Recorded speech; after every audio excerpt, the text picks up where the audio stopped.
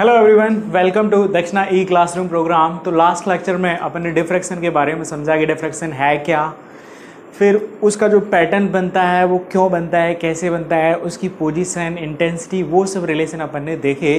Position for like central maxima का width, angular width and all that we derived.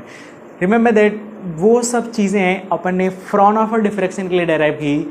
दूसरी बात, वो एक स्लिट, अपने पास एक स्लिट है, एक ओपनिंग है, थोड़ा सा लाइक इस तरह का ओपनिंग है, उसके लिए अपन ने डेराइव किया ऑल दोज रिलेशंस, वो अपन ने डेराइव किया था। यहाँ पे अपने पास एक आता है कभी कभी, if there is this instead of slit we have circular aperture, small circular opening, उसका अगर हम डिफ्रैक्शन पैटर्न देखते हैं, then diffraction pattern of that circular opening is a diffraction by small circular aperture. It actually looks like this. यहाँ पे अपन को एक rings दिखाई देती हैं। रिंग्स में ये एक सेंट्रल मैक्सिमा, तो लाइक पहला बड़ा ring central maxima, first minima, then little second maxima, second minima and then third maxima and so on actually. तो ये जो सेंट्रल रिंग है, here basically you can see for circular aperture the diffraction pattern are circular rings। जो pattern है वो circular rings की terms में। दूसरी बात यहाँ पे, the central maxima and like this circular pattern was actually discovered, studied by a scientist called Airy, and this central maxima is also called Airy's disc. Is it central maxima, is it, और this central maxima, this circular, is it circular, you can write the central maxima, we call it ARY disc, is it? जो central maxima यहाँ पे एक disc type का बन रहा है, इसको हम सिंपली एरीज डिस्क बोलते हैं। तो कभी कभी अगर आपको पूछ लिया जाता है, then you can simply understand this is your Airy's disc. ये सब था। यहाँ पे हमें कोई रिजल्ट डेराइव नहीं करना है। In this case we are directly borrowing actually the results. So you just need to remember कि इस सिचुएशन में जो आपका सर्कुलर जो सेंट्रल मैक्सिमा बन रहा है, उसका एंगुलर अपर्चर जो एंगुलर ओपनिंग है, साइज है this theta, this is given by 1.22 into lambda by B, जो कि पहले वाले स्लिट वाले केस में लैम्डा बाई बी था। Sine theta is equal to lambda by B. Here in this case यहाँ पे अगर आप ऐसे समझो, जो अपने पास सर्कुलर ओपनिंग बन रहा है and like this is your aperture, actually small circular aperture, जिसका विड्थ अगर मैं बी लेता हूँ, then in this case this actually this size theta is your size of central maxima, and here this theta is is given by 1.22 into lambda by b, where b is the aperture diameter of this circular opening. You just need to remember these things actually. अभी मैं इनका application आपको बताने वाला हूँ, that is also like important thing. So let me first erase this part. Okay, this is just one point actually. Image formation by microscope और telescope. तो अभी तक देखो, अभी जो अपन ने माइक्रोस्कोप टेलीस्कोप को कभी इस एंगल से नहीं देखा है। इसमें है क्या बात, वो मैं आपको बताता हूँ कि एक्चुअली में जो टेलीस्कोप या माइक्रोस्कोप होता है, उनका लेंस होता है, and here we have some point object. तो इसकी जो यहाँ इमेज बनती है, here we are getting some image due to this lens of any object either by telescope में अपन stars, planets वगैरह उनका वो point source की तरह काम करते हैं, object की तरह, और उनकी image अपन देखते हैं।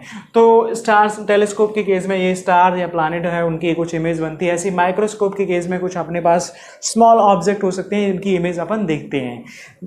The important thing here is that कि ये जो object like image हमें दिखती है, that image is actually a diffraction pattern। इसकी क्लियर कट कोई बाउंड्री नहीं होती हैं, हमें दिखती हैं चीज़ें, लेकिन आप उसको और लाइक डिटेल में डीप में जाकर के देखते हो। So the image pattern is it by microscope and telescope, they are actually a diffraction pattern, is it? Image formed by microscope or telescope are actually diffraction pattern.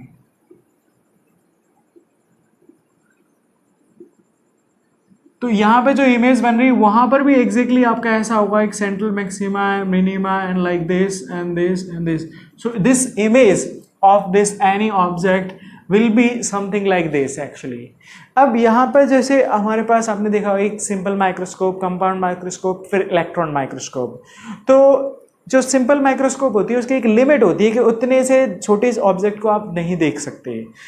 उससे और छोटे object को आपको देखना है, then you have to go for compound microscope. And even if you further want to see the smaller things, then you have to go for electron microscope. Then why we can't go see the small, even small details, why we can't differentiate the small details with simple microscope? Actually there is limit for that, and that we call basically कि differentiate कर पा रहे हैं कि नहीं कर रहे हैं. ये एक सेटअप जो हमारे पास है उसकी हर एक की कैपेबिलिटी होती है बेसिकली कि वो कितना रिजॉल्व कर पाएगा, उसी को हम रिजॉल्विंग पावर और लिमिट ऑफ रिजोल्यूशन बोलते हैं. तो उसके लिए आपको पहली बात तो ये समझना जरूरी है कि एक्चुअली में जो इमेज बन रहा है, जो कभी आपने इसको इस तरह से नहीं देखा, but actually it is a diffraction pattern. So image is a diffraction pattern. जो अपना टेलीस्कोप और माइक्रोस्कोप के द्वारा इमेज बनता है वो एक डिफ्रैक्शन पैटर्न होता है. तो अब यहाँ पर बात ये आती है कि कोई एक ये ऑब्जेक्ट की इमेज ये बन रही है, मैं दूसरा ऑब्जेक्ट यहाँ पास में रख दे रहा हूँ, उसकी भी इमेज यहाँ पे कहीं बनेगी. अब इसमें क्या हो रहा है आप ये समझ सकते हो कि अगर इन दोनों ऑब्जेक्ट को मैं और पास लाऊंगा तो इनकी इमेज क्या होंगी, पास पास आती जाएंगी. अगर इनको मैं दूर ले जाऊंगा तो image separation will also like, और you can say separation between image will also increases. तो अगर हमारे पास ऑब्जेक्ट बहुत दूर दूर है, then we don't have to worry about that. Clearly definitely we can see them. बहुत आसानी से हम उनको अलग अलग देख सकते हैं, कोई परेशानी वाली बात है ही नहीं. प्रॉब्लम तो यहां आती है कि जब हमारे पास दो ऑब्जेक्ट हैं जो कि बहुत पास हैं. नेक्स्ट क्वेश्चन इज दैट कि कितने पास ऑब्जेक्ट हों जिनको हम एकदम आसानी से और अलग अलग देख सकते हैं. सो जो स्मॉलेस्ट डिस्टेंस है दो ऑब्जेक्ट के बीच में या दो पॉइंट के बीच में, so that we are able to still differentiate between them, we are able to see them distinctly. what is the smallest distance between these two objects so that we are getting here two distinct image? तो ये जो smallest distance होती है उसको अपन बोलते हैं limit of resolution.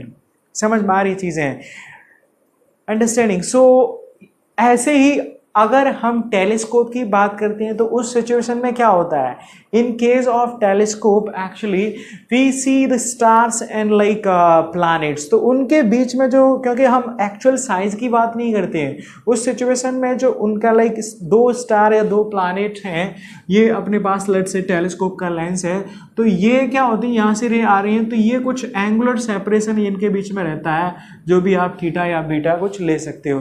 तो इनके बीच में कितना एंगुलर सेपरेशन है कि so that we are still getting two clear and distinct image. तो यहाँ पे हम जो सेपरेशन है वो बजाय डिस्टेंस के हम एंगल की टर्म्स में मेजर करते हैं. So this smallest angle theta is it for which we are getting separate or distinct image. This angle theta is called limit of resolution. तो टेलीस्कोप के केस में ये थीटा हो जाता है in case of telescope. Microscope के case में, इसके केस में it is the smallest separation, is it, smallest distance between two point so that we are getting to distinct image. Is it or clearly? Is it? तो ये जो smallest distance है दोनों के बीच में, इसको अपन बोलते हैं यहां पर, this is also called limit of resolution.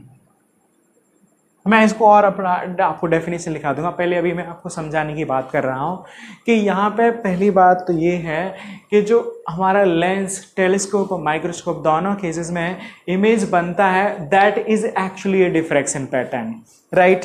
तो यहाँ पे इस ऑब्जेक्ट का इमेज बनेगा, ये एक डिफ्रैक्शन पैटर्न बनेगा, इस दूसरे पॉइंट ऑब्जेक्ट का इमेज बनेगा, वो भी एक डिफ्रैक्शन पैटर्न बनेगा। अब वो डिफ्रैक्शन पैटर्न, अब हमारे पास पॉइंट ये आता है कि कितनी दूरी इनके बीच में, मिनिमम कितनी दूरी पे इनको रखा जाए कि हाँ हम उन दोनों की इमेज को क्लियरली देख पा रहे हैं, क्लियर इमेज बन रही है, हम डिफ्रेंशिएट कर पा रहे हैं। तो उस डिस्टेंस को हम लिमिट ऑफ रिजोल्यूशन बोलते हैं। In case of telescope, instead of distance we measure the angular separation between two point object, तो उसको भी हम लिमिट ऑफ रिजोल्यूशन बोलते हैं।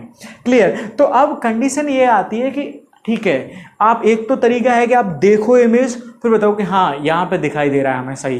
दूसरा है कि दूसरा और पास में ला करके देखो, नहीं यहाँ पे नहीं दिखाई दे रहा है, तो हम कहेंगे यहाँ ये रिजॉल्ट नहीं है, जहाँ क्लियरली दिखाई दे रहा है वो रिजॉल्ट है। तो instead of like looking for the like in telescope और माइक्रोस्कोप एंड ऑब्जर्विंग और वो सब चीज़ें हमने नहीं करनी है, तो हमारे पास क्या है, एक क्राइटेरिया है। Rayleigh was one scientist and he studied a lot about all this. उन्होंने बताया है, कुछ क्राइटेरिया दिया है कि ऐसी ऐसी कंडीशन अगर सेटिस्फाई हो जाएगी तो हम जस्ट उन दोनों ऑब्जेक्ट को क्लियरली देख पाएंगे। उससे ज़्यादा दूरी होगी तो डेफिनेटली देख पाएंगे, लेकिन अगर उससे कम हुआ, ये कंडीशन सेटिस्फाई नहीं होती है, तो उस सिचुएशन में हम दो ऑब्जेक्ट को दो की तरह नहीं देख पाएंगे, उनको एक ही ऑब्जेक्ट लगेगा, मतलब हम उनके बीच में डिफ्रेंशिएट नहीं कर पाएंगे। तो उस कंडीशन को अपन बोलते हैं Rayleigh's criteria. So let me first tell you Rayleigh's criteria for limit of resolution, then I will define you back. I will come to this limit of resolution or resolving power for microscope and telescope. So let me first tell you the Rayleigh's criteria.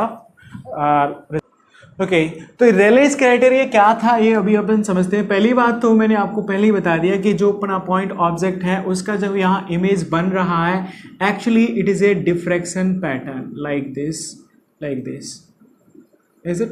तो एक ये जो image बनेगा यहाँ पे, वो एक diffraction pattern बनेगा, एक पॉइंट इमेज नहीं बनेगा। ऐसे ही हमारे पास अगर यहाँ पे कोई दूसरा ऑब्जेक्ट है तो उसका भी जो यहाँ पे इमेज बन रहा है वो भी एक डिफ्रैक्शन पैटर्न होगा, that will be also another diffraction pattern. So this is object 1, object 2, this is image 1 and let's say image 2। कुछ इस तरह से अपने पास इमेज बन रही है। अब कंडीशन ये है कि हम कब कहेंगे कि हाँ इनको हम सेपरेटली देख पा रहे हैं कि नहीं देख पा रहे हैं। उसके लिए रेले ने एक क्राइटेरिया बताया कि if, so the criteria is that, तो यहाँ पे मैं इनको ड्रॉ कर रहा हूँ कि एक तो सिचुएशन ये है कि first let's say, so let me draw them, then I will. Okay, so let me now explain you the Rayleigh's criteria. तो Rayleigh's criteria उन्होंने लाइक काफ़ी स्टडी के बाद एक कॉन्क्लूजन पे पहुंचे और वहाँ पे उन्होंने देखा कि जैसे मान के चलते हैं कि ये अपने पास दो ऑब्जेक्ट हैं और माइक्रोस्कोप या टेलीस्कोप जो भी है इनका एक डिफ्रैक्शन पैटर्न इमेज बन रहा है बेसिकली। तो जो इमेज का डिफ्रैक्शन पैटर्न है वो लाइक ये तीन पॉसिबिलिटी बन सकती हैं। एक इस तरह से, एक लाइक यहाँ पे क्या हो रहा है, like they are very close actually, तो diffraction pattern of one is almost merging with the diffraction pattern of the second image. So they are, we will say these images are not resolved, मतलब इनको आप अलग अलग नहीं देख पाओगे। You will see them like blurred image or either you will see them single image, is it? So they will be like blurred or single image। यहाँ पे आप इनको दो ऑब्जेक्ट, दो इमेज आपको नहीं दिखाई देंगी। When this is the condition, ये कंडीशन क्या होती है, यहाँ पे maxima, central maxima of first is exactly following at the first minima of second diffraction pattern. जो फर्स्ट ऑब्जेक्ट का इमेज बन रहा है, image diffraction pattern this, second object के इमेज का डिफ्रैक्शन पैटर्न ये है। यहाँ पे हो ये रहा है कि फर्स्ट ऑब्जेक्ट का जो डिफ्रैक्शन पैटर्न है वो central maxima exactly second image के डिफ्रैक्शन पैटर्न के फर्स्ट मिनिमा पे लाई कर रहा है।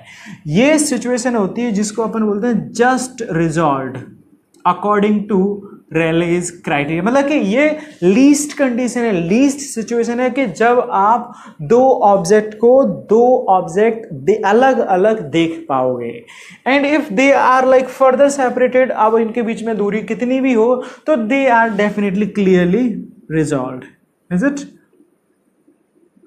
अब तो यहाँ पे कोई डाउट है नहीं, इनके बीच में जितना दूरी होगी आपको सेपरेटली हमेशा दिखाई देंगी। So here you will definitely see the object as different. ये मिनिमम कंडीशन है कि ऐसी सिचुएशन होगी उस कंडीशन पे एग्जैक्टली जस्ट आप दो ऑब्जेक्ट को दो इमेज और यू कैन से कि दो ऑब्जेक्ट को क्लियरली देख पाओगे, डिफरेंशिएट कर पाओगे उनमें, like so this condition is termed as Rayleigh's criteria. इसका स्टेटमेंट ये है, when the central maxima of one diffraction pattern is located at the first minima of second central maxima, or one diffraction pattern is located at the first minima of second diffraction pattern, the two source or object are said to be just resolved.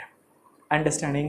तो मतलब ये हो गया कि हमारे पास जो images बन रही हैं उनमें कम से कम हम लीस्ट की बात करें तो हमारी ये कंडीशन सेटिस्फाई होनी चाहिए, then we will say they are just resolved. Clear? तो रिजॉल्व का मतलब यहाँ पे समझ में आ रहा है कि जब हम चीज़ों को दो को सेपरेटली देख पा रहे हैं। तो अभी हम देखते हैं कि रिजॉल्विंग पावर और रिजॉल्विंग लिमिट एक टेलीस्कोप और माइक्रोस्कोप की क्या होती है, कैसे लाइक कैलकुलेट करेंगे, formula I am going to tell you. So I hope you are clear with this term Rayleigh's criteria, और you are clear with the definition of resolving limit and resolving power. Let me write that definition again also. So let me first erase this part. Next we are going to see the application. जो अभी अपन ने देखा कि एक diffraction pattern बन रहा है, रेलेज criteria अपन ने समझ लिया कि कब हम कहेंगे कि दो ऑब्जेक्ट को हम अलग अलग देख पाएंगे और दो ऑब्जेक्ट अलग अलग देख पा रहे हैं। तो that were all criteria we saw. यहाँ पे अपने पास कुछ टर्म्स हैं, definition. One is limit of resolution, तो ये अभी बताते हैं। रिजोल्यूशन क्या है? Basically it's the ability to separate और distinguish the fine detail of an object और to see two object distinctly. आप दो ऑब्जेक्ट को अलग अलग देख पा रहे हैं। यहाँ पे मैं सिंपल सी बात आपको ये बताता हूँ। अभी आप लाइक यहाँ सामने से अगर देख रहे हो, मैं जैसे यहाँ पे अभी आपको दो ऑब्जेक्ट यहाँ पे डॉट्स लगा रहा हूँ, तो अब आप इनको दोनों को अलग अलग देख पा रहे हो। That's good actually. क्लियर ना? ऐसे ही मैं अगर इनको एक दो पॉइंट ऑब्जेक्ट लाइक ये डॉट लगा रहा हूँ, मे बी कि ये एक डिस्टेंस होगी कि ये दो पॉइंट ऑब्जेक्ट के या दो डॉट्स के बीच में, जिसको आप अभी भी क्लियरली देख पा रहे होंगे। ये resolving like limit of I will say the lens of my apparatus I am using actually, is it? तो ऐसे अगर मैं इनको और बहुत पास कर दूं तो maybe like if this is the situation और maybe if this is the situation actually, let me use the if this is the situation, then maybe these two dots you may not be able to see them distinctly. हो सकता है कि ये dots actually में दो हैं, क्योंकि मैं तो पास से देख रहा हूं। हो सकता है आप वहां से देखने पर आपको ये दो डॉट्स नहीं दिखाई दे रहे हो। तो यहां पे क्या होगा कि ये जो मिनिमम सेपरेशन होगा जहां पे आप दोनों को दो देख पा रहे हो, that is minimum separation is termed age limit of resolution. तो वो क्या है, जो एपरेटस हम यूज कर रहे हैं उसका लिमिट, कि वो दो ऑब्जेक्ट को दो दिखा पा रहा है कि नहीं।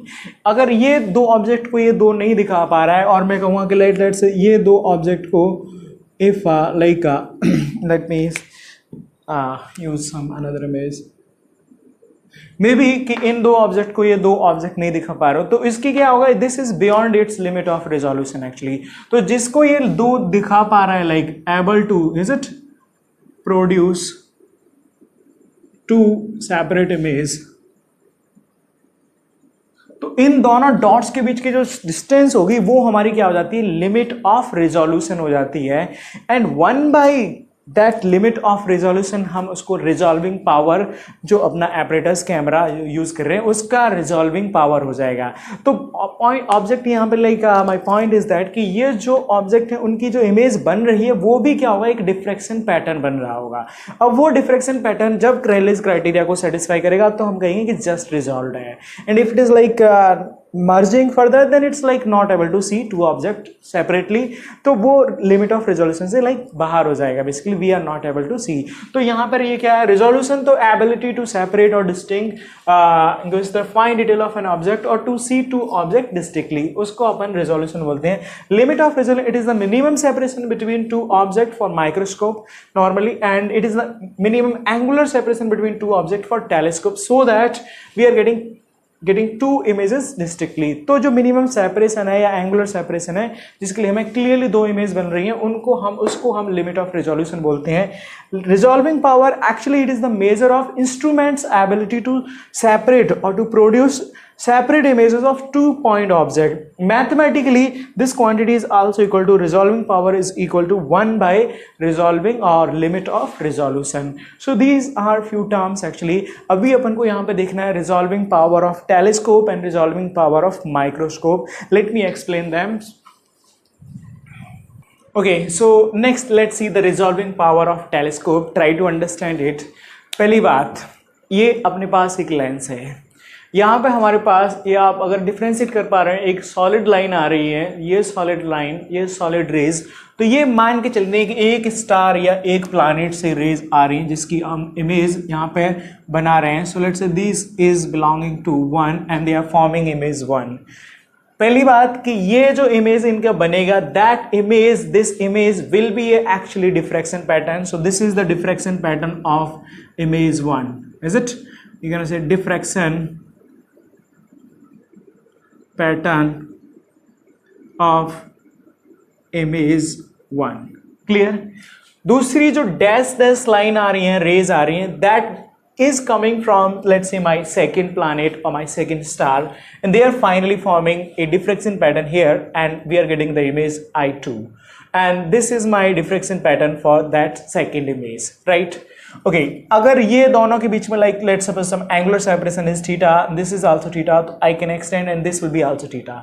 इस सिचुएशन में क्या हो रहा है कि अगर ये थीटा साइज, यहाँ पे क्या हो रहा है, क्योंकि ये क्या हो रहा है, this theta is actually the size of I will say the angular size of central maxima of this actually, और यही हमारे पास अभी आपको बताई थी कि रिजॉल्विंग पावर के सॉरी रेलेस क्राइटेरिया क्या कहता है कि फर्स्ट जो डिफ्रैक्शन पैटर्न है उसका मैक्सिमा सेकंड डिफ्रैक्शन पैटर्न के फर्स्ट मिनिमम पे लाई करेगा। मतलब ये मैं बोलूंगा कि ये जो साइज है, if this is equal to angular size equal to theta, तो ये कंडीशन क्या हो गई, जस्ट रिजॉल्व हो गई, राइट? तो उसके लिए ये क्या हो रहा है, this is a circular aperture, और सर्कुलर अपर्चर के लिए जो एंगुलर साइज थीटा है वो अभी अपन ने फॉर्मूला देखा था। So by using that, is it for just resolve, I can right,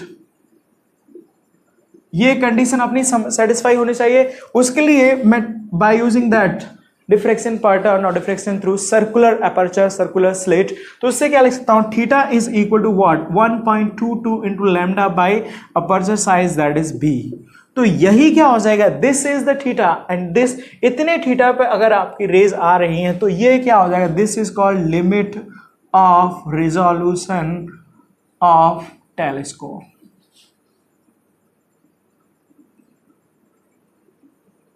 I hope this makes sense to everyone actually. यहाँ पे आपको सिंपल सी चीज़ समझ में आनी चाहिए कि ये दो अपने पास स्टार से लाइट आ रही हैं, रेज आ रही हैं, दोनों की एक की इमेज ये बन रही है, दूसरी की ये इमेज बन रही है, ये भी एक डिफ्रैक्शन पैटर्न होगा, ये भी एक डिफ्रैक्शन पैटर्न होगा। जस्ट रिजॉल्व करने के लिए ये जो थीटा है हमारे पास वो कम से कम इतना होना चाहिए बेसिकली। अगर इससे कम हो गया, बेसिकली इससे कम हो गया, तो ये मर्ज कर जाएंगे, हमें दो स्टार हमें अलग अलग नहीं दिखाई देंगे। तो हम बात कर रहे हैं जो लीस्ट एंगल है उसकी, तो लीस्ट एंगल वो क्या हो गया, this is the least angle, and least angle by using that circular aperture, is it, diffraction through circular aperture, circular like small opening, उसका फॉर्मूला अपन ने ऑलरेडी देख रखा है। एंड बाय बोरोइंग दिस, तो मैं ये लिख सकता हूं, theta is equal to this for just resolving condition, and this is called actually angular separation for which I am able to see two stars, two planets separately. तो इसी को मैं क्या कहूंगा, this is the limit of resolution of this telescope. Then what is the resolving power? So resolving power I can write, resolving power of telescope, तो वो आप लिख सकते हो, वो क्या हो जाएगा, resolving power is equal to 1 by limit of resolution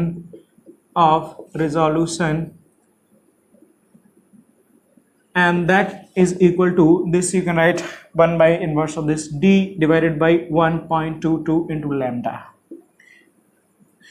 A better telescope will be that one which has higher resolving power and smaller limit of resolution. Is it? Better telescope is the one which has higher resolving power and lower limit of resolution. That implies high resolving power, higher D. Means जो aperture है अपना telescope के लिए वो बड़ा होना चाहिए, but यहाँ पे कभी कभी जब अपर्चर बड़ा होता है तो उससे क्रोमेटिक एब्रेशन वगैरह प्रॉब्लम क्रिएट करने लग जाता है. So we should that also limit the resolving power of telescope. So I hope this part make sense to everyone. Like depending on question, if it is data whatever is given, you can go for that, you can substitute the values, you will get the answer. Let me explain you resolving power of microscope.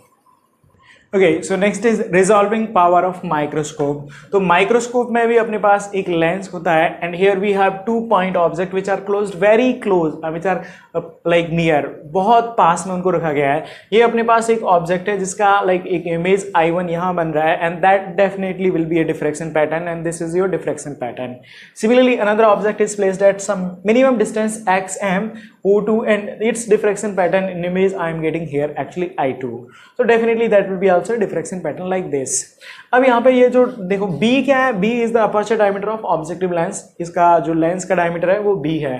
Here I am defining few more terms. Alpha is the angle made by, alpha क्या है, जो aperture diameter है वो focus पे angle बना रहा है, उसको अपन अल्फा डिफाइन करते हैं. तो by this simple mathematics I can write tan alpha is equal to, alpha क्या हो जाएगा, ये d by 2 divided by f. So d by 2 by f. So this is d by f is equal to 2 tan alpha. Now for this situation actually we write actually the result directly. So the x minimum here comes actually x minimum, that is equal to 1.22 into lambda f by this b, right? और यही क्या हो जाता है, this x minimum, this is also called limit of resolution of microscope. जो minimum separation है, जिस पर minimum separation between 2 point objects, so that we are getting this type of image is just resolved. For that the minimum separation is coming out to be this. Now here I can write actually this is B. So B, this B by F I can write basically B by F will be 1 by 2 tan alpha. This implies, मैं इसको थोड़ा सा और rearrange कर लेता हूँ, x minimum is equal to 1.22 into lambda, or this B by F can be written as 2 tan alpha. Is it? Normally this angle alpha is very small, so for small angle alpha you can write tan alpha is almost equal to sin alpha. Then you are getting x minimum is equal to 1.22 into lambda divided by this is 2 sin alpha, and x minimum we are getting this is equal to 0.61 lambda divided by sine of alpha. So resolving power is equal to what, 1 by x minimum, and resolving power is coming out to be sine alpha divided by this 0.61 into lambda. Is it? हाँ, ये lambda क्या है, जो light हम use कर रहे हैं उसकी वेवलेंथ. नाउ कभी कभी क्या आता है, if we are filling the space between object and lens by some medium having refractive index mu. Is it? If space between object and lens is filled by medium of refractive index mu, तो उस situation में मेरा क्या हो जाएगा, तो resolving power will be sin alpha divided by 0.61 into lambda medium. और lambda medium क्या होता है? Lambda medium is equal to lambda by mu, is it? तो लैम्डा बाई मीडियम को मैं क्या लिखूंगा? Lambda air divided by mu. So I can substitute it here back and let me write it here. So finally we have resolving power, is it? Resolving power of microscope that comes out to be sine of alpha divided by 0.61 and lambda m will be lambda into mu. तो ये आपका आ जाता है resolving power and limit of resolution will be equal to this 0.61 lambda divided by mu sine alpha. This is result for your microscope. So this is all about diffraction. I hope these all things make sense to you. ये आपके IIT mains के लिए important चीज़ हैं. You should remember this formula. You should remember this formula. Resolving power, resolving limit of resolution for telescope also. Right. So this is all about diffraction. You solve some problem, straightforward problem you will find in any book, and I will give you the assignment also. I will send you the sheet for every topic assignment. So this is all about diffraction. Last one more topic we are having here actually, and that is called polarization. So let's talk about that. Okay, so the last part we are going to talk about is polarization of light and in wave optics. So ये क्या है, थोड़ा सा समझने से पहले मैं आपको कुछ बात बता देता हूँ लाइट के बारे में. एक्चुअली में बाकी वो सब चीज़ें हम डिटेल में, एक हमारे पास चैप्टर होता है इलेक्ट्रोमैग्नेटिक वेव्स, उसमें बहुत सारी डिटेल में चीज़ों को समझेंगे लाइट के बारे में.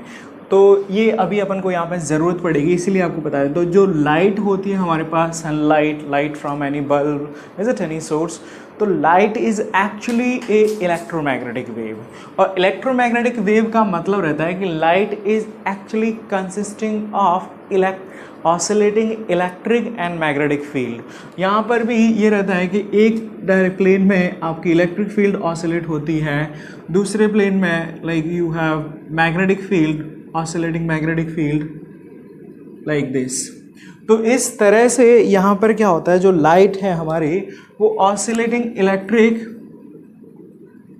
एंड मैग्नेटिक फील्ड से बनी हुई है. आप ऐसे इसको समझ सकते हैं,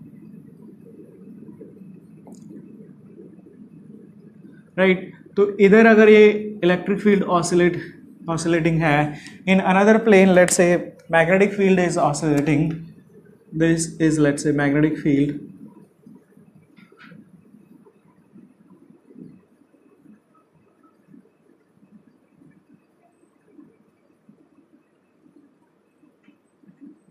is it? So I will say this is my electric field, this is electric field and this is magnetic field. Such that first thing is कि अगर मैं एक रे की बात करता हूँ तो एक रे में मेरा एक ऑसिलेटिंग इलेक्ट्रिक फील्ड होगा, एक ऑसिलेटिंग मैग्नेटिक फील्ड होगा, एंड इनका रिलेशन होता है. अगर वेव इधर प्रोपेगेट कर रही है, let's say this is the direction of propagation of wave, this is Y axis, this is X axis, तो मैं यहाँ पे ये लिखता हूँ कि बेसिकली जो डायरेक्शन होता है E bar cross B bar is parallel, is it, parallel to C bar. तो मतलब किस डायरेक्शन में हमारी वेव प्रोपेगेट करेगी वो डायरेक्शन हम यहाँ से, तो यहाँ पे भी देख सकते हैं ई बार क्रॉस बी बार, तो ये आपको दे रहा है डायरेक्शन ऑफ सी बार. तो इधर आपकी अभी इस केस में जो वेव है, जो लाइट है, वो पॉजिटिव एक्स डायरेक्शन में प्रोपेगेट कर रही है. ये मैं कंडीशन बता रहा हूँ for a single wavelength light, जिसको हम बोल सकते हैं मोनोक्रोमेटिक लाइट. क्लियर?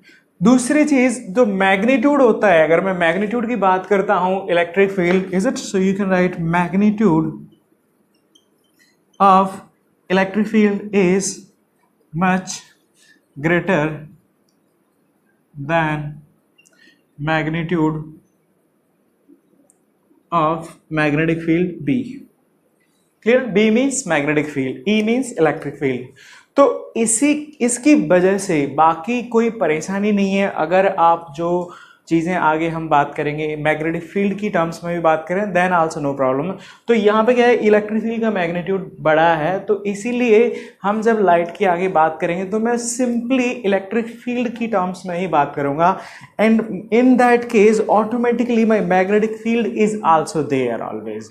तो बट ये ग्रेटर होता है मैग्नीट्यूड, इसलिए हम जब लाइट की बात करेंगे then I will be saying magnitude of electric field और electric field oscillations that automatically consisting of magnetic field oscillations also.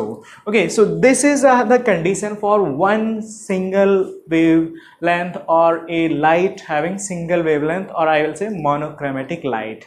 अब होता क्या है एक्चुअली में, ये तो आपको सिचुएशन होगी। Point is, now onward when I am writing about the light then I will deal only in terms of electric field, is it? तो अभी देखो, ये तो था सिंपल सा, आपको ये पता है c speed of light 3 to 10⁸ meter per second and all that. तो ये सिचुएशन होती है, ये हमेशा परपेंडिकुलर होती हैं। ये एक प्लेन में यहाँ पे बोलूँगा इलेक्ट्रिक फील्ड का ऑसिलेशन अगर मेरा एक्स वाई प्लेन में है, तो जो मैग्नेटिक फील्ड का ऑसिलेशन है वो एक्स जेड प्लेन में है। तो हमेशा एक लाइट की मैं बात करूं, मतलब एक मोनोक्रोमेटिक लाइट की अगर मैं बात करता हूं, देन ऑलवेज इट्स 100% श्योर जो भी जिस प्लेन में भी इलेक्ट्रिक फील्ड ऑसिलेट कर रही होगी, magnetic field will be definitely oscillating in a plane perpendicular to the plane of oscillation of electric field, ठीक है ना, फॉर इस monochromatic light. Now listen one more thing actually, कि जो हमारे पास सनलाइट होती है, सन से लाइट आ रही है, इज इट, आई विल से सनलाइट या कोई भी सोर्स, बल्ब और any source of light, clear. तो यहां से जो लाइट आ रही है, you know actually white light, अगर हम सनलाइट की बात करते हैं तो व्हाइट लाइट, तो व्हाइट लाइट को अगर आप प्रिज्म से पास कराते हो तो सबको मालूम है कि उसमें बहुत सारे कलर्स हमें मिलते हैं। वो कलर्स क्या है, बेसिकली बहुत सारी वेवलेंथ हैं, बहुत सारी लाइट इंडिविजुअल रेज से हैं। तो एक जो व्हाइट लाइट अगर मैं बोलता हूँ बीम, तो उसमें actually it is bundle of rays, बहुत सारी उसमें रेज से मिलकर के एक व्हाइट लाइट आपकी बनती है। समझ में आ रही चीजें। तो पॉइंट ये है कि जो व्हाइट लाइट आपकी आ रही है, is it white light, so it's a bundle, is it, of many, is it, wavelength. White light में क्या है, एक लाइट नहीं है, एक वेवलेंथ नहीं है, उसमें बहुत सारी हजारों लाखों वेवलेंथ है actually, depending on how thick beam you are considering actually. तो ये क्या है, व्हाइट लाइट जो भी हम बोलते हैं वो क्या है, एक बंडल जिसमें बहुत सारी वेवलेंथ, बहुत सारी लाइट्स से मिलकर के वो बना हुआ है, बहुत सारे डिफरेंट कलर्स की लाइट से मिलकर के एक व्हाइट लाइट बनती है।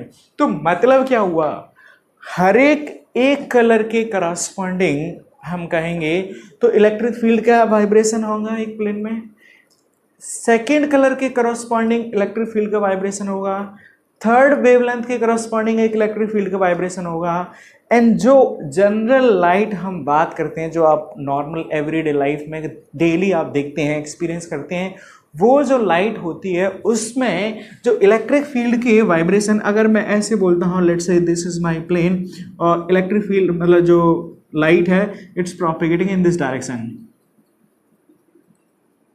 क्लियर ना। तो जो इलेक्ट्रिक फील्ड होगी वो क्या होगी, इस डायरेक्शन के परपेंडिकुलर वाले प्लेन में इलेक्ट्रिक फील्ड के वाइब्रेशन होंगे। तो इलेक्ट्रिक फील्ड के वाइब्रेशन यहाँ पे इस डायरेक्शन में होंगे, इस डायरेक्शन में होंगे, इस डायरेक्शन में होंगे, इस डायरेक्शन में होंगे, इसमें होंगे, इसमें होंगे, और you can say like in every direction you will find the vibrations of electric field, clear. तो ये जो सिंपल लाइट है, सनलाइट, बल्ब और एनी सोर्स ऑफ लाइट, मतलब मैं जनरल टर्म्स में बात कर रहा हूँ, नॉट सम मोनोक्रोमेटिक लाइट, ठीक है ना। तो white light it's bundle of many wavelength you can say, और हर एक जब बहुत सारी वेवलेंथ है, corresponding to every wavelength there will be what, one oscillating electric field. और जब बंडल है मेरे पास बहुत सारी वेवलेंथ का, तो उसमें क्या हुआ, हर एक वेवलेंथ के करस्पॉन्डिंग एक डायरेक्शन होगा इलेक्ट्रिक फील्ड के ऑसिलेशन का। तो this is the condition of normal light, और इसी लाइट को हम अनपोलराइज्ड लाइट बोलते हैं, क्लियर। कि जिसमें क्या हो रहा है, कैसी भी लाइट हो, कहीं से भी आ रही हो, अगर इलेक्ट्रिक फील्ड के वाइब्रेशन सभी, जो भी एक प्लेन है, अगर लाइट आपकी इधर प्रोपिगेट कर रही है तो डेफिनेटली इस प्लेन में आपका इलेक्ट्रिक फील्ड के वाइब्रेशंस होंगे। तो इस प्लेन में अगर इलेक्ट्रिक फील्ड के वाइब्रेशन हर एक एंगल पर, हर एक डायरेक्शन में, remember in this plane only है, उस लाइट को हम अनपोलराइज्ड लाइट बोलते हैं। Now the point is that let's suppose by means of anything if you are able to restrict all the vibrations of electric field and allowing the vibration of electric field in any one particular direction, तो उसके बाद जो तुम्हारे को light मिलेगी उसमें क्या होगा, इलेक्ट्रिक फील्ड एक ही डायरेक्शन में वाइब्रेट करेगी। ये डायरेक्शन हो सकती है, या फिर ये हो सकती है, या फिर ये हो सकती है। It can be any one but must be only single. There should not be even like this and this, no, only one direction. मतलब जो हमारी लाइट, अगर हम ऐसा कुछ कर देते हैं कि हमारे जो पहले इलेक्ट्रिक फील्ड के वाइब्रेशन सभी डायरेक्शन में थे, इन सब को रोक करके सिर्फ एक डायरेक्शन में मैं इलेक्ट्रिक फील्ड को रेस्ट्रिक्ट कर देता हूं, तो उस टाइम पे जो मेरे को लाइट मिलेगी उस लाइट को हम पोलराइज्ड लाइट बोलते हैं। ठीक है ना। तो ये तो हो गई when electric field vibrations are in all direction, is it, in this plane, then I will say this is my unpolarized light, is it? And if by means of anything, is it, वो भी आपको बताएंगे कि वो सब कैसे करते हैं एक्चुअली में। So we have some devices, is it. तो यहाँ पे क्या हो रहा है कि ये अभी अपने पास, let's say this is the plane, light इधर आपकी प्रोपिगेट कर रही है ऐसे, this is the direction of c, और इलेक्ट्रिक फील्ड का वाइब्रेशन अभी आप हर डायरेक्शन में है यहाँ पे, दिस इस तरह से इलेक्ट्रिक फील्ड वाइब्रेशन। ठीक, अब मैं क्या कर रहा हूं, let's suppose by passing through some device, is it, यहां से तो लाइट पास कर रही थी और उसके बाद मैंने क्या किया, जो इलेक्ट्रिक फील्ड के vibration only single direction of vibration of electric field. अगर मेरे पास ऐसी लाइट मिल जा रही है जहां पर सिर्फ एक ही डायरेक्शन में इलेक्ट्रिक फील्ड वाइब्रेट कर रही है, इस लाइट को हम बोलेंगे this is called your polarized light. I hope this term make sense to you. और ये जो डिवाइस हमारे पास होती है इसको हम बोलते हैं पोलरॉइड। तो एक तो जो होती है हमारे पास डिवाइस है, एक सीट टाइप का होता है, एक प्लेन टाइप का होता है अपने पास, ये पोलरॉइड होता है जो ये काम पॉसिबल करता है बेसिकली, कि बाकी सब इलेक्ट्रिक फील्ड के वाइब्रेशंस को रोक करके सिर्फ एक डायरेक्शन में ही वो इलेक्ट्रिक फील्ड के वाइब्रेशंस को अलाउ करता है। इसको हम पोलरॉइड बोलते हैं। ये एक क्रिस्टल भी होता है, टॉर्मेलाइन क्रिस्टल, वो भी कभी कभी ये सेम काम कर देता है कि उसकी एक पार्टिकुलर एक्सिस होती है, ये इसके पोलरॉइड की, इसमें क्या होगा, इस एक्सिस की, ये एक्सिस है जिसको हम ट्रांसमिशन एक्सिस बोलते हैं। तो पोलरॉइड क्या होता है, जो अनपोलराइज्ड लाइट आ रही है जिसमें इलेक्ट्रिक फील्ड के वाइब्रेशन सभी डायरेक्शन में हैं, उनमें उनको क्या करता है, रेस्ट्रिक्ट करके जो भी इलेक्ट्रिक फील्ड के वाइब्रेशंस उस ट्रांसमिशन एक्सिस के अलोंग होते हैं उनको अलाउ कर देता है। And finally we have a light where electric field vibrations are in only one direction. In this light we are getting after passing through the polaroid, we call this light as polarized light. Is it this phenomena of passing an unpolarized light and finally getting a polarized light, we simply define that as polarization of light. Is it? तो ये logically आपको चीज़ें समझ में आनी चाहिए कि हो क्या रहा है। ये unpolarize light, polarize light and light यहाँ पे ये passing through. So let me write properly the definition. Logically things क्या है चीज़ें क्या हो रही हैं वो आपको क्लियर हो जानी चाहिए।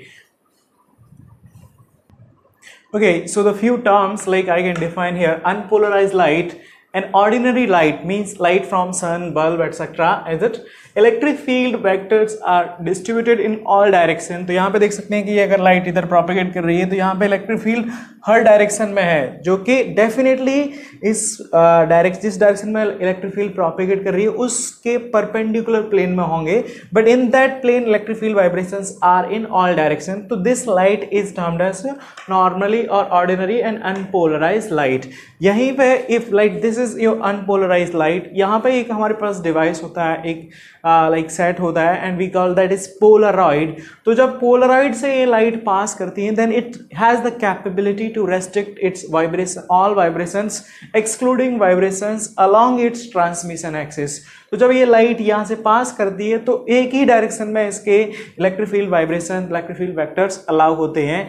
एंड जो यहाँ पे हमें लाइट मिलती है जहाँ पे ओनली एक डायरेक्शन में इलेक्ट्रिक फील्ड वाइब्रेशन है, तो उस लाइट को हम पोलराइज लाइट बोलते हैं। So if the polarization of light is the phenomenon of limiting the vibration of electric field in only one direction in a plane perpendicular to the direction of propagation of light is called polarization of light.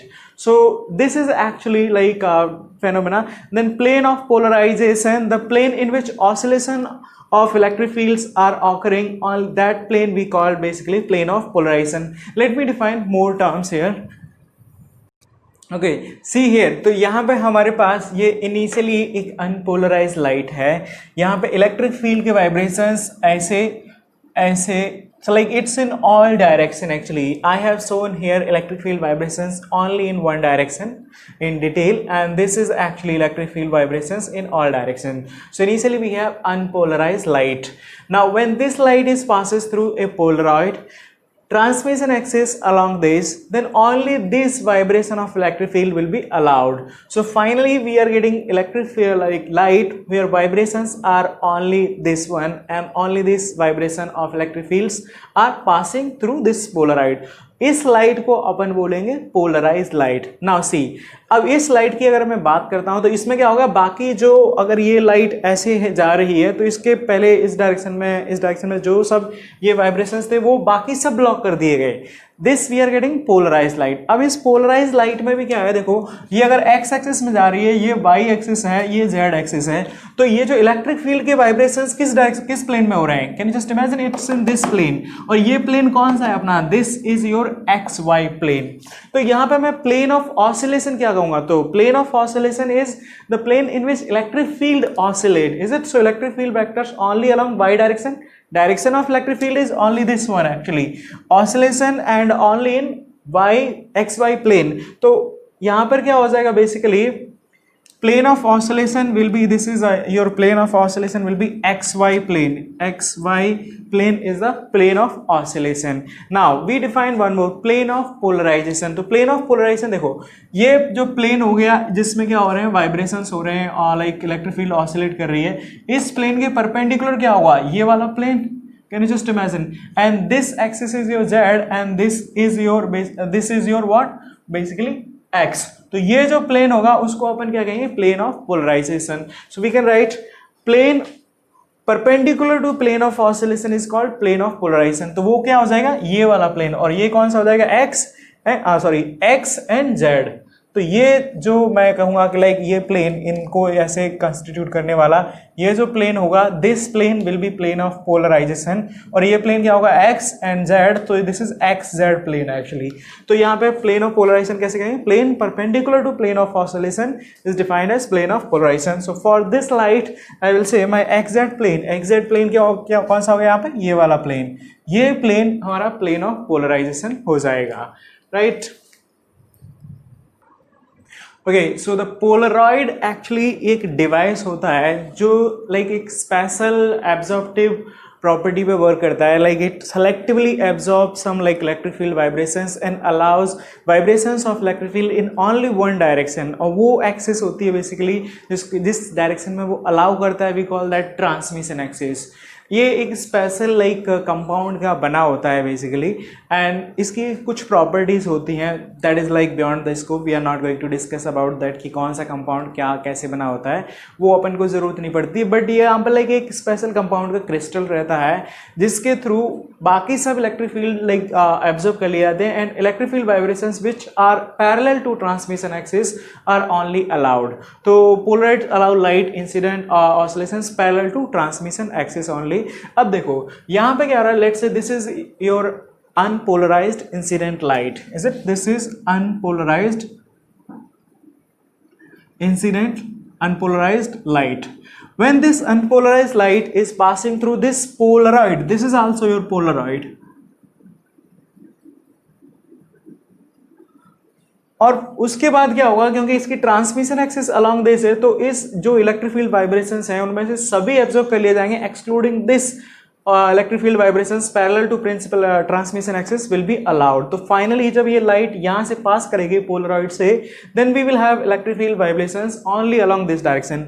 तो इस polaroid को ही हम polariser बोलते हैं। तो polarizer क्या है, on which basically unpolarized light is incident, और you can say polarizer is the basically polaroid through which unpolarized light is passing through। तो इस को पोलरॉइड को हम पोलराइजर बोलते हैं।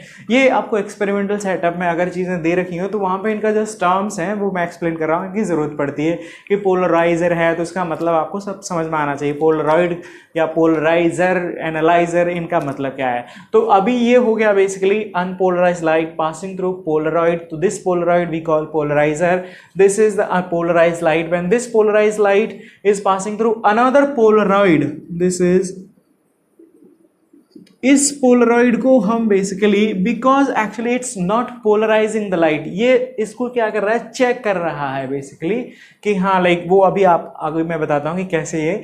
सो इस पोलरॉइड को अपन एनालाइजर बोलते हैं। And finally we have here detector actually which is detecting this light actually, कि फाइनली क्या लाइट अपने पास डिटेक्ट हो रही है। अब देखो इसमें क्या हो रहा है कि ये अपने पास इनिशियली अनपोलराइज्ड लाइट यहाँ पे गिरी, ये पोलरॉइड ने, जिसको हम पोलराइजर बोल रहे हैं, बाकी सभी इलेक्ट्रिक फील्ड वाइब्रेशंस को एब्जॉर्ब कर लिया, and only this electric field vibrations is allowed, right. And now this is also Polaroid. तो पोलरॉइड इसका मतलब क्या हुआ कि ये भी एक्चुअली में है तो एक पोलरॉइड ही, मतलब ये भी क्या करेगा, इलेक्ट्रिक फील्ड वाइब्रेशंस जो ओनली इसकी एक्सिस के अलाउंग उनको अलाउ करेगा और बाकी को सबको एब्जॉर्ब कर लेगा। तो अगर इसका जो ट्रांसमिशन एक्सिस है वो इसके पैरेलल होगा, then what will happen, actually it will allow those vibrations और जो यहाँ पे आपको डिटेक्ट होंगे। Now if I am changing, I am rotating this polaroid actually, जिसको मैं एनालाइजर बोलते हैं, अभी अपन एनालाइजर बोलेंगे, तो उस केस में क्या होगा, ये अगर इसको मैं रोटेट कर देता हूँ, लेट जस्ट इमेजिन कि इसकी जो ट्रांसमिशन एक्सिस है वो मैंने इस तरह से रख दी, मतलब इसको रोटेट करके 90 डिग्री से ऐसे रख दिया है, इसको रोटेट करके, देन व्हाट विल हैपन, जो इलेक्ट्रिक फील्ड इंसिडेंट है वो क्या है, वाइब्रेशंस इस डायरेक्शन में है, और ये यहाँ पे प्रिंसिपल एक्सिस क्या, इसकी ट्रांसमिशन एक्सिस क्या होगी, इसके अलांग, राइट। तो इस सिचुएशन में क्या होगा, ये जो इसको मैंने रोटेट करके ऐसे रख दिया है, in this situation it will not allow to pass even this light. तो यहाँ जो डिटेक्टर होगा वो आपका ऑलमोस्ट जीरो इंटेंसिटी की एब्जॉर्ब करेगा, लाइक ऑब्जर्व करेगा, if it is ideal and if this is also ideal, means it's perfectly working fine.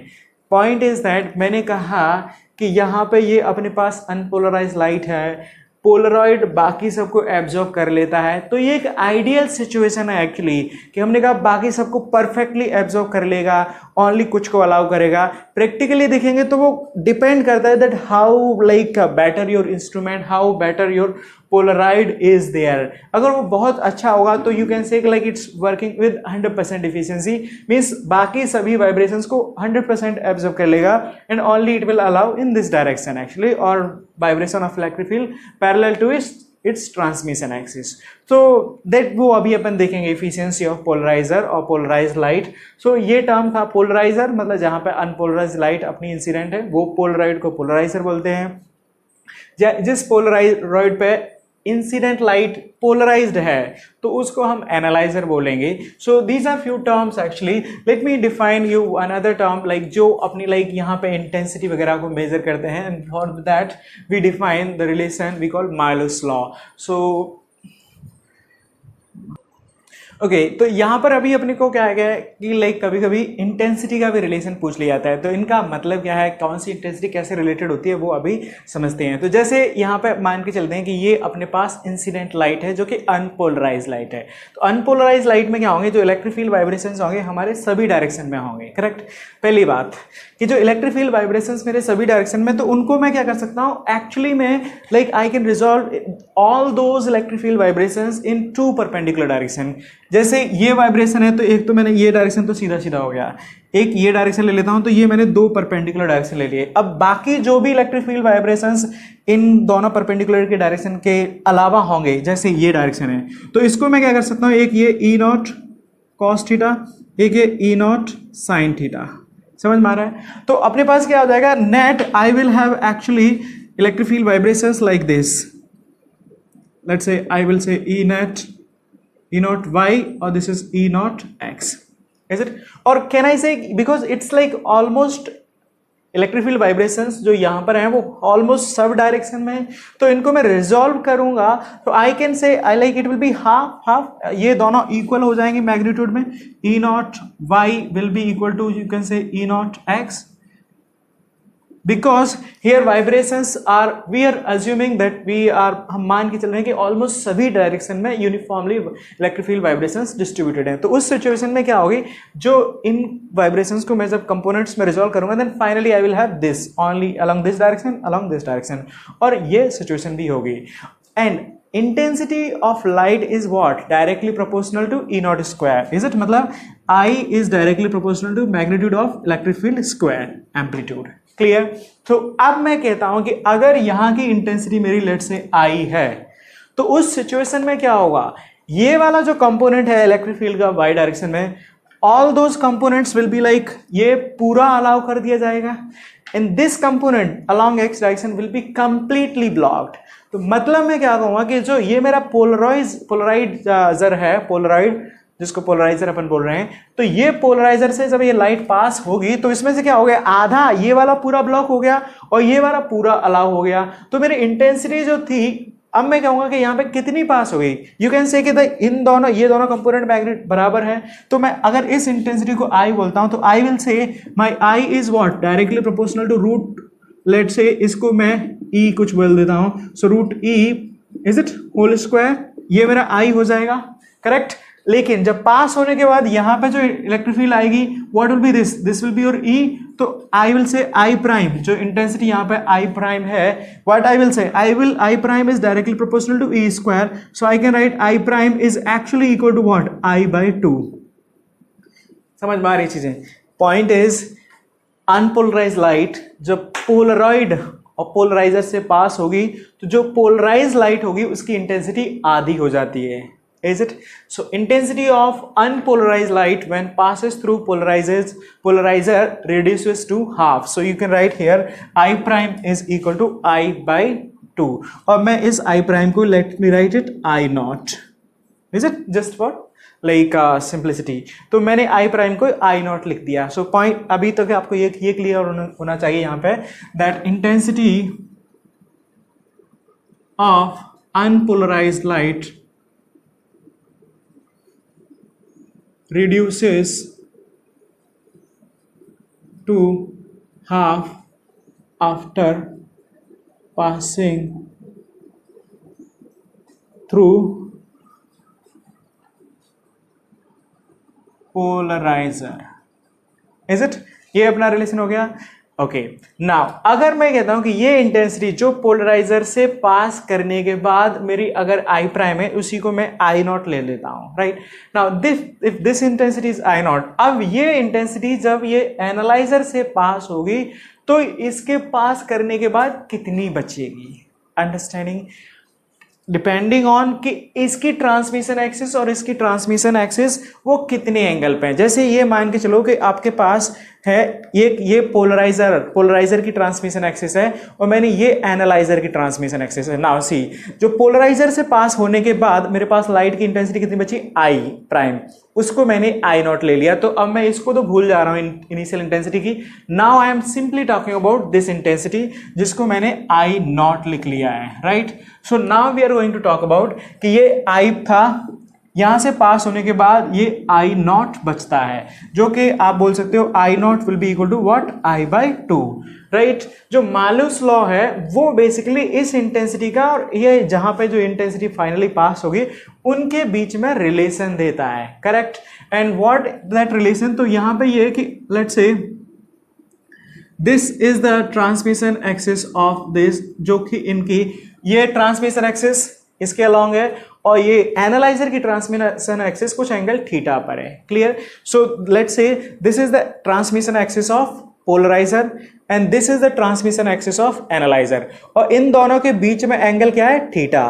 तो अब अगर क्या होगा कि let's say transmission axis of polariser and transmission axis of analyser if they are parallel, तो यहां से क्या होगा, जितनी लाइट पोलराइजर से पास करेगी पूरी लाइट यहां चली जाएगी। So intensity, if this intensity is I naught then I will say the intensity here will be also I naught if this angle theta is zero, clear. ये क्योंकि सीधा पास कर रहा है, लेकिन अगर ये इंटेंसिटी आई नॉट है और इसकी transmission axis let's say angle theta पर है, तब यहां से जो लाइट पास होगी यहां फाइनली तो आपको मिलेगी जो light, is it finally whatever the light you are getting here, तो इसकी इंटेंसिटी आई कितनी होगी, राइट वो अभी अपन निकाल सकते हैं एक्चुअली में। अब इसको आप देखो ध्यान से समझो, बहुत सिंपल सा है। इसी रिलेशन को हम मालूस लॉ बोलते हैं, जो कि इंपॉर्टेंट है एक्चुअली में। तो देखो अभी क्या हो गया, ये जो मतलब मेरे पास इलेक्ट्रिक फील्ड आ गया, ये मेरा एनालाइजर है, तो मैं एनालाइजर को ऐसे लिख लेता हूं, this is my let's say analyser, और ये था मेरा पोलराइजर की ट्रांसमिशन एक्सिस,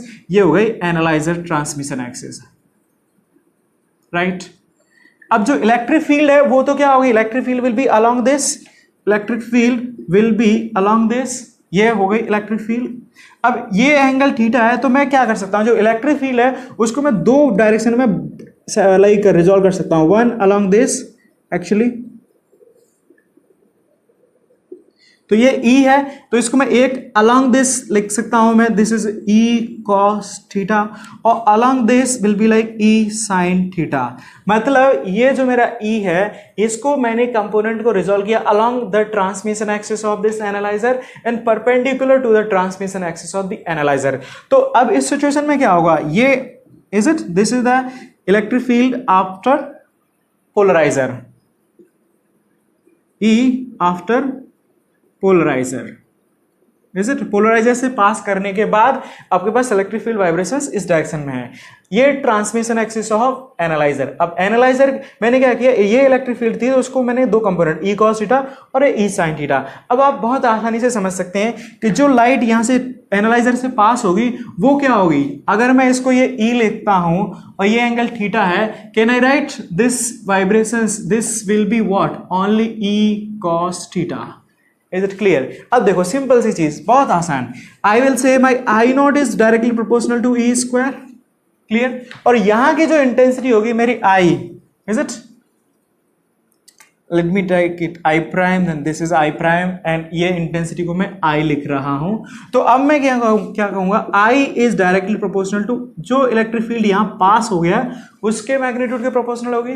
तो यहां से मैं क्या लिख सकता हूं, दिस इंप्लाइज, ये proportionality constant can be removed, I by I naught is equal to what, this is cos square theta, और यहां से अपने पास आ जाता है I is equal to I naught into cos square theta. Is it clear.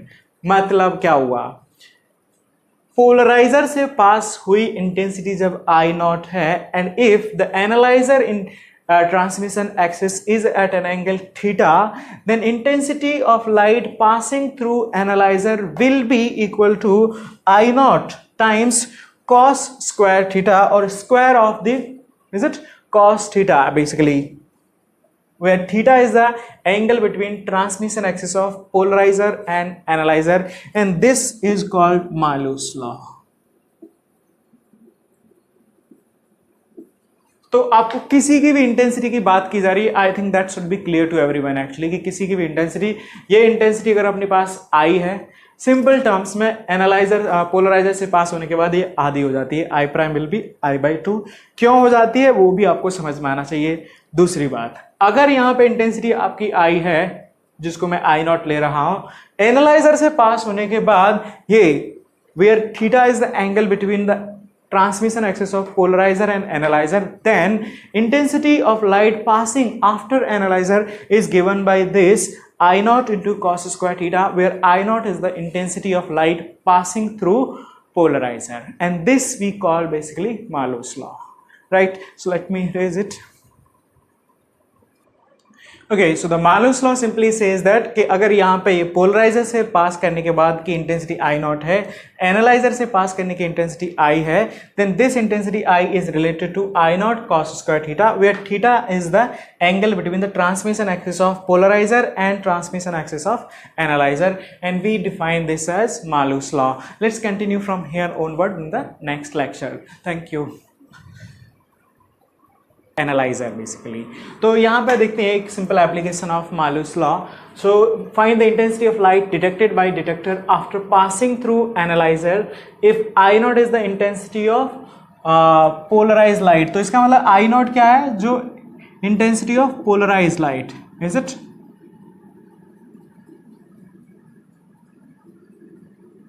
मतलब ये वो लाइट है जो पोलराइजर से पास की गई है, उसकी इंटेंसिटी आई नॉट है. And here when angle between transmission axis of polarizer and analyzer is given 30 degree. So it is simple application of Malus law basically. Malus law अपन को पता है, this law is I is equal to I naught into cos square theta. So we can simply substitute here. So I is equal to what? I naught into cos square, और theta यहाँ पर क्या है? For A you can write 30 degree as theta is equal to 30 degree. तो इसको solve कर दें तो I अपने पास क्या आता है, I naught into cos square 30, that comes out to be root 3 by 2 का whole square, so it's 3 by 4. So the answer is 3 I naught by 4. Simple application of Malus law. Similarly, when they are at 90 degree at, means transmission axis of this is, let's say, polarizer, and this is transmission axis of analyzer. उस situation में दोनों के बीच में angle हो जाता है theta, you can write 90 degree, and in this situation I can write I is equal to what, I naught into cos square 90 degree.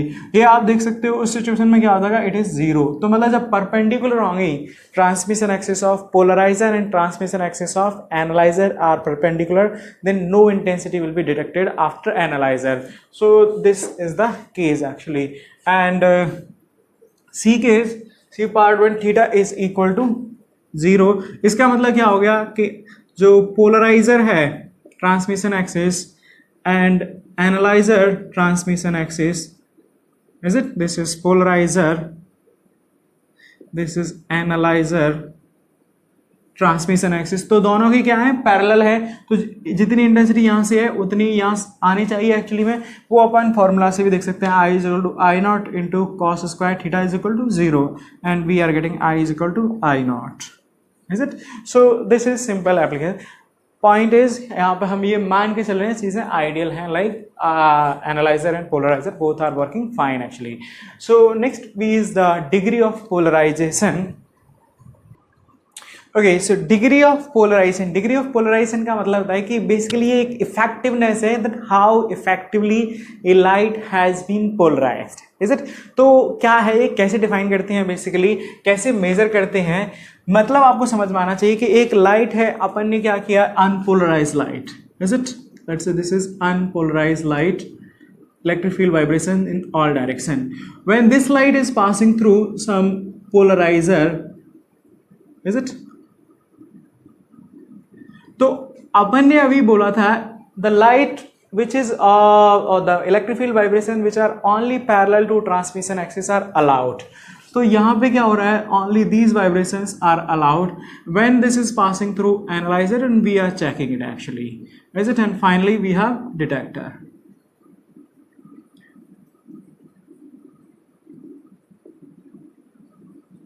So the point is कि अगर ये आइडियल होता है तो ये एकदम आइडियल की तरह काम करेगा. एंड उस सिचुएशन में क्या होगा, when the transmission axes are parallel, here we will get intensity I naught and this will be also I naught. Clear? Right? When polarizer is ideal, analyzer is also ideal.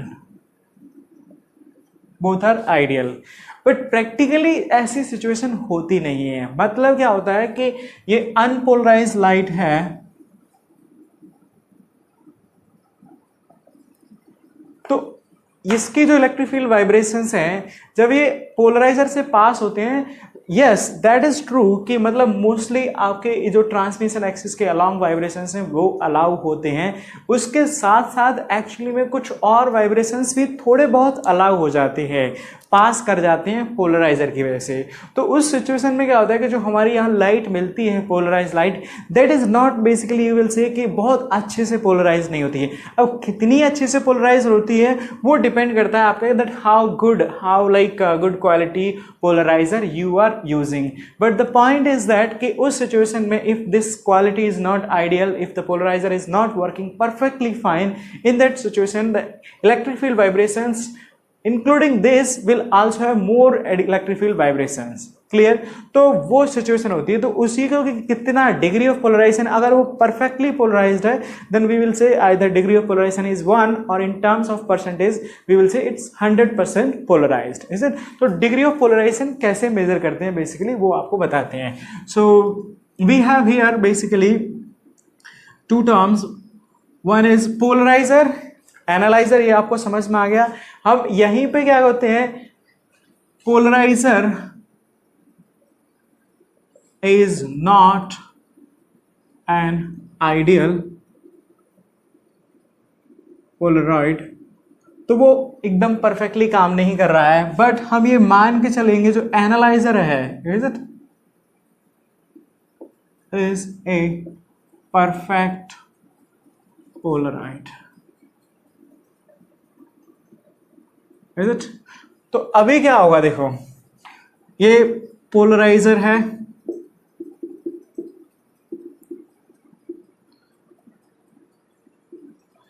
and here we have analyzer, right? Now one is we place both the cases, is it, दोनों की transmission axis, when transmission axes are parallel, right? उस situation में ये जो detector है intensity detect करेगा, late me right, I will write this is parallel, is it? So in this situation intensity detected by detector, I will write I parallel. Clear? Similarly, when transmission axes are perpendicular, right? तो ये unpolarised polariser और इसकी transmission axis exactly perpendicular है। So this is the situation. तो यहाँ पे intensity I not है और यहाँ ये जो इंटेंसिटी जो भी मेजर करेगा मैं उसको आई परपेंडिकुलर बोलूंगा, is it? So in this situation intensity detected by detector, इसको मैं आई परपेंडिकुलर बोल रहा हूं, right? This then degree of polarization, how it is defined as degree of polarization. So degree of polarization, I am writing it dp, this is equal to I parallel minus I perpendicular divided by I parallel plus I perpendicular, this multiplied by 100%.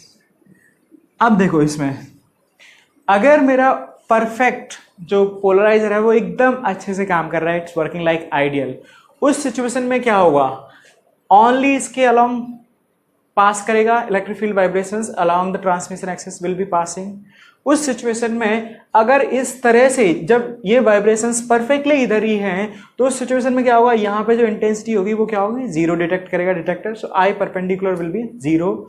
And in that case if it is like working ideally, तो ये जो light होगी यहाँ पास होगी exactly वही होगी जो like जिसके electric field vibrations transmission axis के पैरेलल हैं, तो इसके बाद क्या होगा, यही कंप्लीटली यहाँ पास हो जाएगी, तो I parallel will be some I not.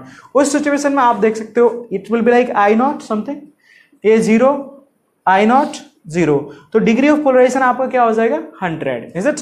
So if I parallel is equal to let's say I naught, I perpendicular is 0, तो उस सिचुएशन में डिग्री ऑफ पोलराइजेशन इज 100%, मतलब कि ये परफेक्टली पोलराइज्ड कर रहा है। नॉर्मल सिचुएशन में क्या होगा कि अगर यहाँ पे आपका I परपेंडिकुलर भी 0 नहीं है, उस सिचुएशन में क्या हो रहा है, सिंपल सा मतलब क्या समझ में आ रहा है कि ये जो पोलराइजर है वो एक्चुअली में परफेक्टली काम नहीं कर रहा है, सिंपल टर्म्स में, है ना, सिंपल लैंग्वेज में, कि ये अच्छे से काम नहीं कर रहा है, तो ये क्या हो रहा है, इसके साथ साथ कुछ और वाइब्रेशंस को भी अलाउ कर रहा है, एंड इसीलिए ये परफेक्टली काम नहीं कर रहा है। Now in this situation my light is not perfectly polarized, और I will say the degree of polarisation is not 1 or it's not equal to 100%. So this is the meaning of degree of polarization. Okay, so next is polarization by reflection. Brewster was actually one scientist who studied this polarization by reflection, and what he studied actually, what he observed was that, let's say this is one like pair of medium, so refractive index here mu, और ये मान के चलते हैं अपना like air है। So now light is incident here in this air, and so here electric field vibrations will be in like all direction. This is one vibration of electric field like this, and dots are basically electric field vibrations this way. So now what will happen actually when this light is like incident here, then some light will be refracted like this and some light will be reflected back, is it, like this? So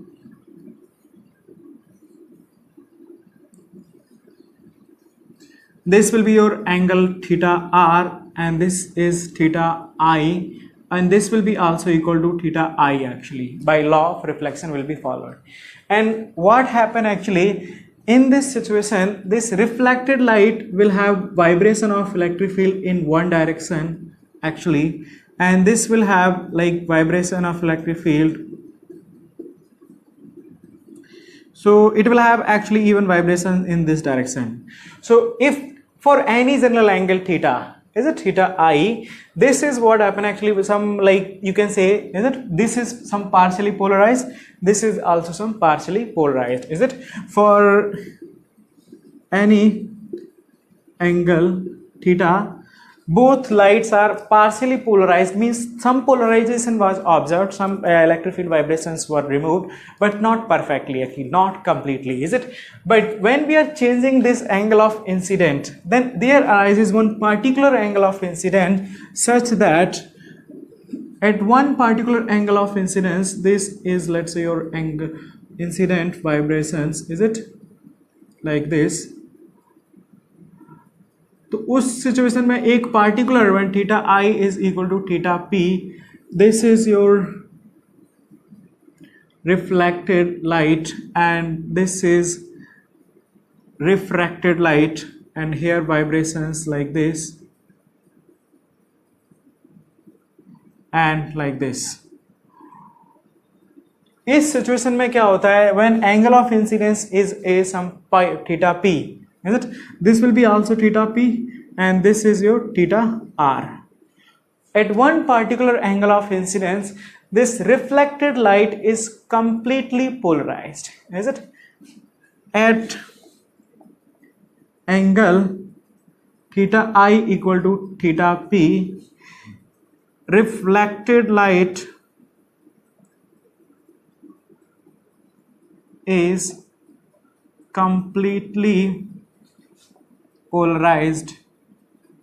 This theta p is called angle of polarization.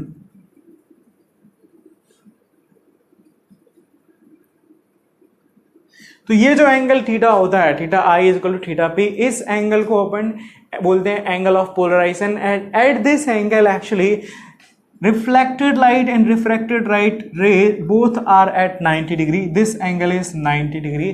तो उस situation में मैं क्या कहूँगा, basically what I will write, I can write here now theta p plus theta r will be also 90 degree. So you can write theta r is equal to what? 90 minus theta p, right? And another thing is Snell's law will be valid here. तो उससे मैं क्या लिख सकता हूँ, अगर let's say normally ये मेरा एयर है, अगर मैं इसको जनरल टर्म्स में μ1 ले लेता हूँ, ये μ2 है, इस लाइक स्पेशल केस में एयर ले लेते हैं, अदरवाइज μ1 μ2 के टर्म्स में मैं लिखता हूँ, then what I will write, μ1 sin theta p should be equal to μ2 sin theta r, और sin थीटा r को इस पार्टिकुलर एंगल पे, एंगल ऑफ पोलराइजेशन पे, what I will write, this is equal to μ2 sin 90 minus theta p. In this situation it will be μ1 sin theta p and this is μ2 cos theta p. इसको इधर divide कर देते हैं तो ये क्या आ गया, sin theta p divided by cos theta p equal to μ2 by μ1. And what is this? This is actually your tan theta p, and this implies tan theta p is equal to μ2 by μ1. This relation is called Brewster's law. Is it? This relation and this angle, at this time this angle theta p is also called Brewster's angle. Is it? Also called Brewster's angle. And this relation is termed as Brewster's law. Now, so the point is here actually,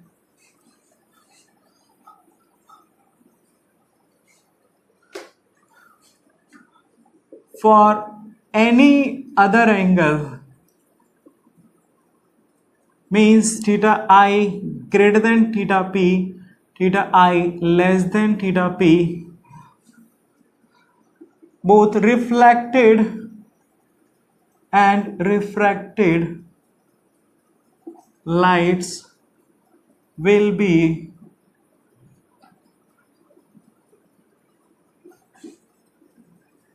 partially polarized. Is it clear? So this is called your polarization by reflection. Simple terms में यहाँ पर भी क्या होता है कि एक light जब एक मीडियम से दूसरे मीडियम में पास हो रही है, this is also your basically like clear medium, is a transmission medium, here basically transparent medium,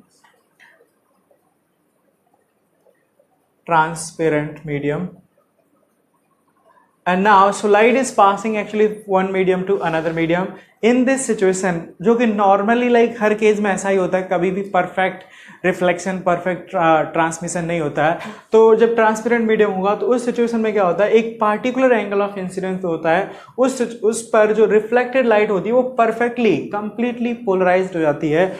At that point of time also this refracted light, you will say it's partially polarized, right? So reflected light will be partially polarized, sorry, refracted light will be completely polarized. This angle of incidence we call angle of polarization. This angle will be 90 degree. You can write this relation.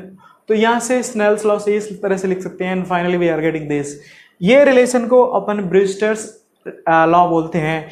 Eight this theta P is also called as Brewster's angle. ये important होता है, कभी कभी आपको सीधा board में या like आपके मेंस में पूछ लिया जाता है, because this complete polarisation and diffraction both are only in your mains, not in advance actually. तो मेंस के लिए इंपॉर्टेंट है. So this is all about your this chapter wave optics actually.